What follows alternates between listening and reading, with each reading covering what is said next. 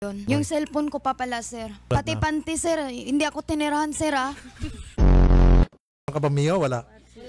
Wala ka, Mio. Kahit panty nga, walang tinira, sir, eh. Ang masakit pa po, lahat po kami pagkukulamin daw niya po. Ayan po yung mangkukulam. Yung mangutang. Ano ba kayo nagkakilala ni Toner Girl? Dun sa may Avida, sa may Santolan. Swimming lang kasi yun, ma'am. Paano nangyari? Nag-swimmingan na kayo? Ganun ba? Yun, nag-swimmingan na nga. Exam. 2 years. Matagal din. 2 years. Kaya mahal na mahal mo siya. Dati. So ngayon ba masasabi mo nakamove on ka na? Opo. Pero yung utang di pa na. Yung utang, hindi pa ako nakakamove on. Yung panty pala, ibalik mo. Magpapanty, akala ko ba lalaki ka, dapat brief.